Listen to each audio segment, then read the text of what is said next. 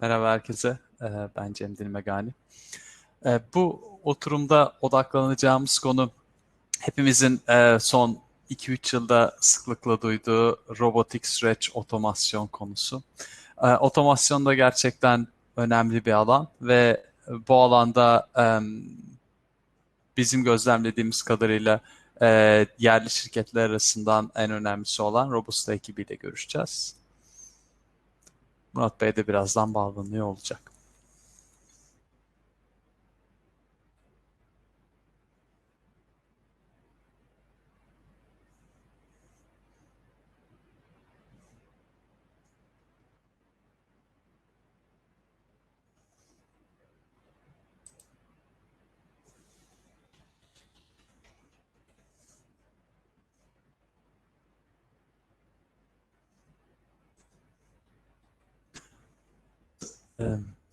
Murat Bey'in girişinde biraz teknik sorun oluyor sanırım. Ben en iyisi Murat Bey ve Robusta'yı çok kısa anlatayım. Ondan sonra zaten kendisi devam eder. Robusta, öncelikle neden Robusta ile konuşuyoruz bu alanda? Biz AI Multiple ekibi olarak son 4 yıldır RPA'ya bakıyoruz ve bu alanda trafik olarak, global olarak en büyük kaynağız. Pek çok farklı şirketle kendimizi detaylı kıyaslama imkanı bulduk. Ve fark ettiğimiz bizim için önemli olan konular, bir kere Türkiye'den çıkan bir firmanın son derece global bir vizyonla çıkmış olması. Robotik süreç otomasyonunda çok duyulan bir konu. Peki, tamam, teşekkürler. Hoş geldiniz Murat Bey. Ben zaten sizi tanıtıyordum, bir 2 dakika verirseniz. Yani bir Robusta'nın bizi heyecanlandıran yanı Cem global merhaba. vizyon. Ve burada özellikle robotik süreç otomasyonunda uzun süre müşterilerle konuştuğumuzda duyduğumuz robotların uzun süre e, Cem duyuyor si- musun? evet, evet, biz duyuyoruz. Herhangi bir sorun yok. Murat Bey, siz bizi duyuyor musunuz? Hayır Cem galiba. merhaba. E,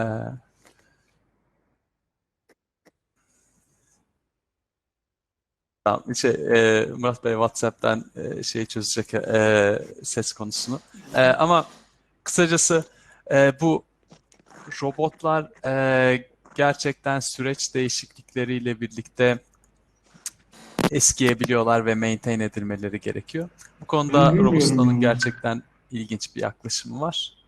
Buna ek olarak ekibin gerçekten ERP, CRM olsun, yazılım geliştirme ve entegrasyon konusunda deneyimi var.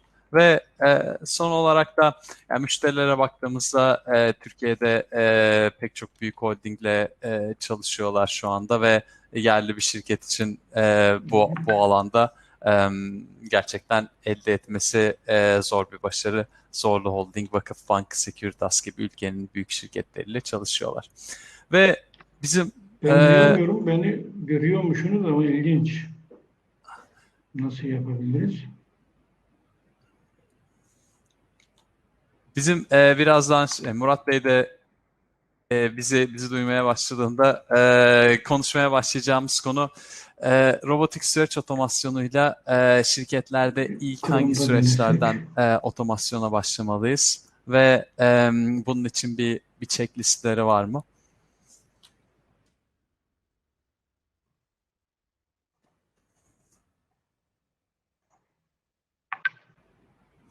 Bundan sonrasında da bu süreçlerde otomasyona başladıktan sonra bu otomasyonun kalıcı olması için şirketlerin nelere dikkat etmesi lazım? Bunu konuşuyor olacağız ve son olarak da sonuçta dinleyicilerimizin önemli bir kısmı insan kaynaklarından geliyorlar. Bu otomasyonun insan kaynaklarıyla birlikte nasıl yürütüleceği konusu önemli. Şirketler Center of Excellence'lar kuruyorlar ya da danışmanlarla çalışıyorlar ya da her çalışanlarını bu teknolojileri kullanacak yetkinlikleri oluşturmaya çalışıyorlar. Bu Evet Sinan yaklaşımlardan Hanım. hangisinin başarılı olduklarını konuşuyor olacağız. Şimdi duymaya başladım. Bir saniye. Süper. Ben zaten sizi ve şirketi tanıttım. O zaman ilk sorudan direkt başlayabiliriz isterseniz. İlk önce Yok. bu yani sonuçta konumuz robotik süreç otomasyon olacak. Bugün işin geleceğinden ve otomasyonun işi nasıl değiştirdiğinden bahsediyoruz ve mümkün olduğunca pratik konulara odaklanmaya çalışıyoruz. Bir checklistiniz var mı? Sizce şirketler ilk olarak hangi süreçlerden başlamalılar? Cem, teşekkür ediyorum. Ben başlangıçtaki teknik sorun umarım şu anda düzelmiştir. Sorun değil. Şu an evet her şey. Tamam. Şimdi tabii RPA çok yeni bir konu. Öncelikle ben bu eventi düzenleyen Flow Connect'e teşekkür ediyorum. Güzel paylaşımlar oldu. Takip ettiğim kadarıyla. Şimdi RPA konusu görecel olarak yeni bir konu ve son dönemde artık çok popüler bir hale de geldi. Aslında kullanım alanlarını konuşunca aslında biraz daha net bir şekilde RPA'nin ne iş yaptığını da konuşuyor olacağız. Şimdi 1990'larda ERP gibi kurumsal çözümler çok trend bir konuydu. 2010'ların ortalarına kadar da hatta bu sürdü diyebiliriz. Şimdi de RPA'ler de ERP gibi dünyada yaygınlaşacak görünüyor. Şimdi RPA'ler neden ihtiyacı ortaya çıktığına baktığımızda çok sayıda kurumsal yazılım kullanıyor şirketler. Data volümleri oldukça yükseldi. Transaction sayıları her gün artıyor. Bu kadar farklı sistemi ayakta tutmak için çok fazla operasyonel yük şirketlerin şu anda çözmeye çalıştığı problemlerin başında. Bu ihtiyaçlardan kaynaklı olarak aslında RPA'ler en azından operasyonel yükü azaltmak ve müşterilere dokunan taraflarındaki yükleri azaltmak için konumlandırılmış durumda. Bu giderek yaygınlaşacak. Aslında RPA'ler tarafından dijital çalışan dediğimiz gerçek anlamdaki daha fazla sayıda kural tabanlı işlerin dışındaki işlerin otomasyonunda kullanılacak, o tarafa doğru evrilecek gibi görülüyor. Şimdi tabii ki burada başlangıçta kurumların doğru başlaması bir checklist üzerinden süreçlerin uygunluğunu, RPA uygunluğunu belirlemesi, önceliklendirmesi, aslında RPA uygunluğu bütün süreçlerin uygun olduğunu düşünüyoruz. Hatta işte süreçleri uygun olmayan, RPA'ye uyumlu olmayan süreçlerin aslında RPA'ye uyumlu hale getirilmesi de şirketlerin önündeki duran görevlerden birisi gibi gözüküyor. Ama burada temelde aslında bir önceliklendirme yapmak gerekiyor. Kurum içerisindeki inancı pekiştirmek için mevcut işte olası süreçleri, en büyük faydayı sağlayacak süreçleri, kolay süreçleri belirleyip oradan başlayıp çünkü organizasyonel destek çok önemli burada. Bu checklisti de aslında biz dizayn ederken ona göre dizayn ediyoruz. Kurumsal inancı pekiştirecek. İşte kurumdaki süreçlerin özelliklerine bakıyoruz. İşte mesela diyoruz ki müşteriye dokunan veya maliyeti veya şirketin gelirini direkt etkileyecek süreçler birinci öncelikli süreçler. Çünkü baktığımızda aslında işte maliyeti veya işte gelir etkileyen bir sürü sistemsel sorunlar var müşterilerimizin. Örneğin işte şunları görebiliyoruz. İşte fiyat listesi çok değişik sistemlerde yönetiliyor. İşte bir sistemde bir fiyat listesini güncelliyoruz. Öbür sisteme bunun aktarmasında entegrasyon sorunları yaşanıyor gibi birçok müşteriye dokunan bu fiyat listesi gibi kritik şeyleri doğru yönetemediğinizde satış sürecinizi etkileyebiliyor gibi müşteriye dokunan bu taraftaki süreçlerin öncelikli olarak ele alınması gerekiyor. Tabii bunun dışında işlem hacminin yüksek olması ve hatanın maliyeti çok önemli. Şimdi bir süreci yaptığımızdaki hatanın maliyeti bize çok yüksekse bunu insan eli değmeden yapmaya çalışmak gayet anlaşılabilir bir talep. Şimdi bazı süreçlerde işte sadece mesai saatler içerisinde erişilebiliyor müşteri ama bu coverage'ı aslında daha genişletmek işte 7x24 müşterinin bize erişmesinin önemli olduğu durumlarda RPA'yı konumlandırmak önemli bir etken olabilir. Tabii sürecin karmaşıklığı çok önemli. İşlem adımlarının sayısı, kaç sistemde işte bir sürecin bir sistemde başlayıp öbür sistem kaç sisteme dokunduktan sonra bitmesi gibi ve sistemin işte stabil olması önemli burada. Stabil değilse, sürekli değişiyorsa, bunu RP'ye değiştirdiğimizde de bunu sürekli o botları güncelleme ihtiyacı olacağından çok tavsiye etmiyoruz gibi. Burada bir checklist yapıyoruz. Bu müşterilerimizin departmanlarında bu şeyleri konuştuktan sonra ortaya çıkacak değerlere göre bir dashboard var. Dashboard'umuzda aslında işte RP'ye uygun ya da değildir diye müşterilerimizi yönlendiriyoruz. Çıkan parametreler ki burada çok fazla sayıda soru seti var. Buradaki bu kriterler ama ana kriterler dediğim gibi bunlar. Çok net. Bahsettiğiniz bu süreçlerdeki değişimden. Sonuçta süreç ne kadar stabil olsa da zamanla süreçlerde bazı değişiklikler oluyor. Bu bot mezarlığı biliyorsunuz çok kullanılan bir tabir. Şirketler öncelikle süreç otomasyon botları yaratıyorlar ama değişen süreçler yüzünden bu robotlar kullanılmamaya başlıyor. Bu konuda nasıl çözüm ya da gördüğünüz iyi uygulamalar nelerdir? Şimdi çok güzel bir konuya değindiniz. Ben aslında şunu RPA'yı öncelikle kullanan ki RPA teknolojisi 2015'ten sonra işte yaygınlaşmaya başladı. Tabii bunu öncelikle kullanan şirketlerin bazı dezavantajları vardı diyebiliriz. Aslında işte buradaki best practice'ler oluşmadan başlamışlardı. Teknoloji, işte RPA teknolojileri o kadar olgun seviyesinde hazır değillerdi.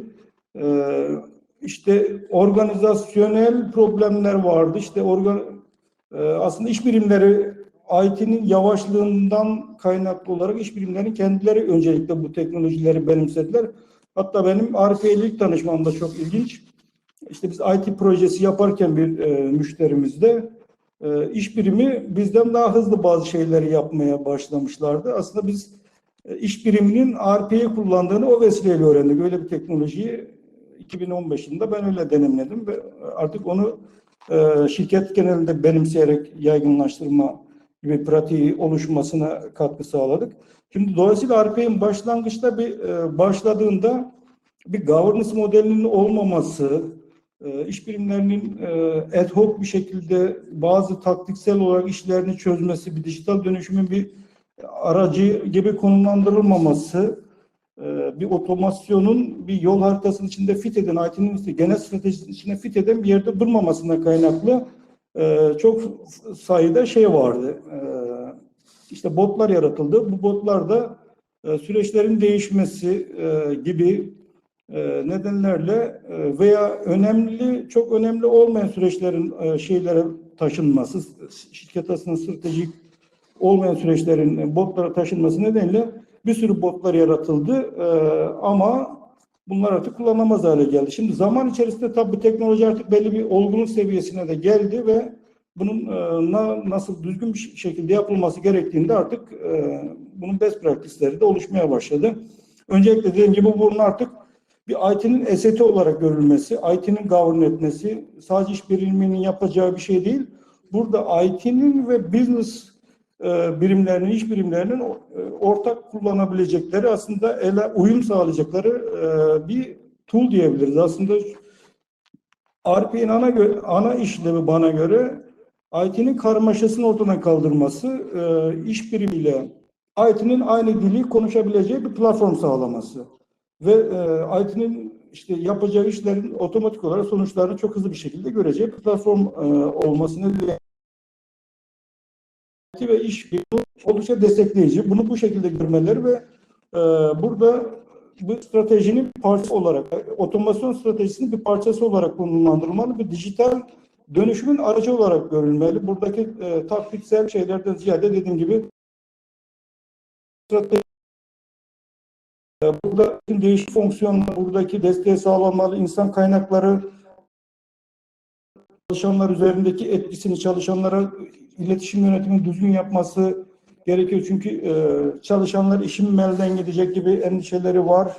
Bunların doğru yönetilmesi gerekiyor. IT'nin bu tool'u düzgün bir şekilde işte IT işte security stratejilerin uygun olarak konumlandırması, kimin nereye erişeceğinin düzgün bir şekilde tanımlanması, birimlerinin kendi süreçlerini yönetilmesini ve otomasyonu yapmasına hangi derece izin. Bunun dışında tabii seçilecek RP tool'un da burada çok önemi var. Şimdi tabii ki biraz önce söylediğiniz gibi IT sistemleri yaşayan sistemler. Buralarda da değişiklikler olması gayet normal. Bu seçilecek RP tool'unun da bu değişikliklerde minimum derecede etkilenebilecek bir teknolojide tasarlanmış olması çok önemli. Çünkü sistemlerde yeni bir değişiklik olduğunda her defasında gidip RP'de de süreci değiştirme ihtiyacı ortaya çıktığında bunun maliyeti çok artıyor. Ve özellikle de tool'un kendisinin işte bir IT bilgisi gerekiyorsa, bazı işte programlama bilgisi, script yazmak gibi şeyler gerektiği durumlarda bu maliyet daha da artıyor ve iş birimlerinin aslında ilgisi biraz azalıyor. İşte farklı uzmanlıklarda bir birimin kullandığı bir tool'a dönüşüyor. Oysa ki RP'nin işte tekrar başa dönersek en önemli değer önerisi bana göre IT ile iş biriminin uyumlu bir şekilde süreçlerin otomasyonu yapabilecekleri bir platform olması. Burada süreçlerin modüler yapıda tasarlanabiliyor olması çok önemli. Araya yeni bir süreç girdiğinde işte oraya o building blocklar bu şekilde birleştirilebilir, esnek bir şekilde modüler bir yapıda olması çok önemli. Bu bot mezarlığı terimini aslında daha da azaltacak. Herkesin de fokusu bu tarafta. Yani yazılım best practice'lerini kullanıp hem iş biriminin hem IT'nin hem insan kaynaklarının birlikte çalışmasıyla daha iyi sonuçlar alabiliriz anladığım kadarıyla. Bir de şeyden bahsettiniz, bu yazılımın kolay kullanımı konusundan, scriptlere ihtiyaç olmadan insanların, çalışanların kendi botlarını üretebilmesi konusundan bahsettiniz. Orada sormak istediğim, şimdi insan kaynakları açısından bu otomasyona nasıl yaklaşmak lazım? Yani bir yaklaşım Center of Excellence kurmak olabilir örneğin. Şirketin kendi içinde bir birimin bunu üzerine alması. Danışmanlarla çalışmak tabii bir yaklaşım olabilir. Bir de şirketteki herkesin bu teknolojiyi kullanabileceği şekilde bu bot üretme teknolojilerini şirkete açmak olabilir. Bu konuda sizin gördüğünüz best practice'ler nasıl, şirketler nasıl başarılı bir şekilde bu tercihleri yapıyorlar? Bu arada benim görüntüm geliyor mu Cem? Ben Şu an sanki gitti gibi. Benim internette bir problem mi var bilmiyorum. ses ama iyi E, geliyor. Direkt devam edebiliriz. Şimdi evet anladım. Geri geldi sanıyorum. Evet. Yani şimdi tabii kurumun büyüklüğüne göre bu söylemiş olduğunuz şeyler çok değişiyor. Şimdi özellikle büyük kurumlarda Center of Excellence artık bir best practice olmaya başladı. Çünkü aslında orada büyük firmalarda algı şu görebildiğim kadarıyla RPA konusunda tek bir vendor'a bağımlı olmak istemiyorlar. Aslında birazcık işi daha önceki outsource etme mantığına birazcık kaymaya başladı gibi. İşte işin değişik kısımlarını değişik vendor'lara outsource etme yaklaşımı giderek yaygınlaşıyor. Dolayısıyla büyük kurumlar birden fazla RPA vendor ile çalışmaya başladılar. Burada işte o tool'ların en iyi özelliklerini hangi süreçlerde kullanacaklarını dikey anlamda belli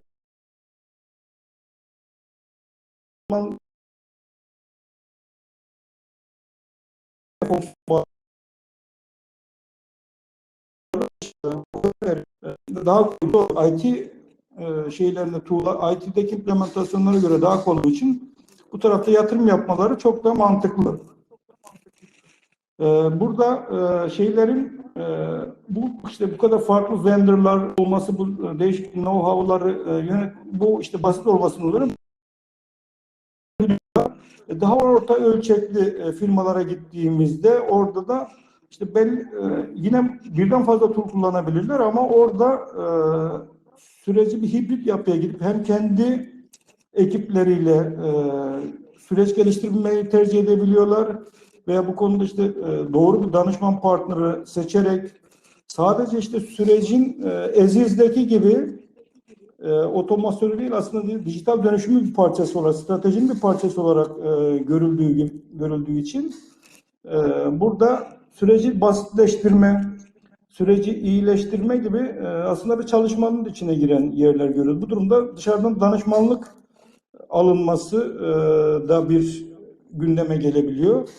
Ama işte biraz daha küçük firmalara gittiğimizde de bu işte RPA know-how'ını da ne kadar basit olsa da çok ben burada bu know-how'u biriktirmek istemiyorum diyen firmaları görüyoruz. Burada da tamamen aslında bot bazlı işte süreç bazlı olarak işte belli süreçlerini danışmanlık firmalar üzerinden almayı tercih ediyorlar.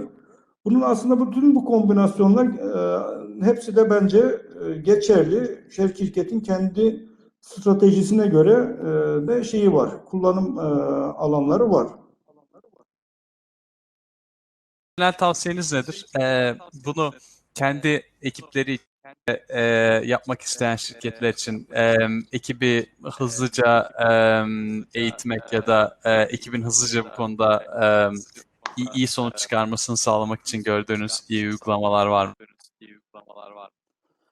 Şimdi burada en önemli şey online öğrenme platformu ve Community Edition. Burada ve seçecekleri tool'un gerçekten kolay kullanım, no code'a yakın olması.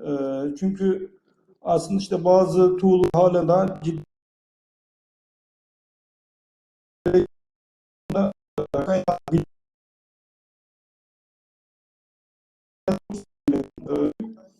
işte herhangi bir düşük seviyede de olsa program yazmayı istemeyecek bir şey varsa çalışan yapısı orada birazcık zorlanabiliyor.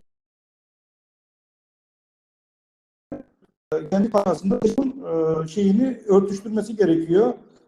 Öğrenme platformu çok önemli veya işte herhangi bir durumda da danışmanlık alabilecek durumda olması gerekiyor. İstemese bile en azından takıldığı konularda kendisini hızlı bir şekilde enable edecek danışmanlık firmasının o ürün vendor'ının kendisine önereceği danışmanlık firmasıyla belli bir anlaşmasının olması gerekiyor. Buradaki hızlandırabilmek için. Görebildiğim kadarıyla yani Robust'la müşterilerinden baktığımızda aslında kendi kendilerine çok rahatlıkla süreçlerini tasarlayabiliyorlar. Buradaki platform de aslında iş analisti seviyesindeki kullanıcılar, business user'a yakın kullanıcılar oldukça başarılı bir şekilde kendi süreçlerini otomatik yapabiliyor ki zaten belli bir süre sonra da beklentimiz işte Microsoft Office tool'larını kullandığımız gibi belli derecelerde herkesin bu teknolojileri kullanabiliyor olması. Artık marketing tool'larında da biliyorsunuz birçok otomasyonu artık marketing departmanları kendi kendine hiç yardım almadan yapabiliyorlar. Bu teknoloji artık o tarafa doğru evrildiler. Burada ürünün yol haritası da önemli. Dediğim gibi aslında şu anda RPA'ler daha çok kural bazlı işlerin otomasyonu konusunda iyi sonuçlar veriyor ama işte elimizdeki şirketlerin, kurumların verileri hızla artıyor. Bu verileri analiz etmek ve yapısal olmayan verilerden anlamlı veriler çıkartıp ona göre işte analiz yapıp o analizlerin sonuna göre işte çalışanın bilgisini gerektiren durumlardaki veya çalışanı destekleyici bir role evrilecek yapay zeka ve intelligent automation'a doğru giden teknolojileri ve RPA vendorlarını tercih etmeleri gerekecek. Çünkü aslında o tarafa doğru çok ciddi yatırımlar var. Gelecekte bu dijital çalışanlar hayatımızı daha da kolaylaştıracak. Çok net. Valla çok sağ olun zamanınız için. Şeyin sonuna geldik. Zamanın sonuna geldik. Son söylemek istediğiniz bir şey varsa paylaşın isterseniz.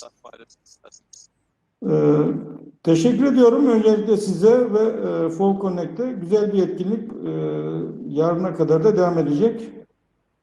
yenilerini diliyorum. Süper. Çok sağ olun. Herkese de zamanınız için çok teşekkürler. Görüşmek Evet, üzere. teşekkür ediyorum. Bu teknik problem içinde umarım çok şey olmamıştır. Sabah benim de başıma Ben çok geldi. net duyamıyorum.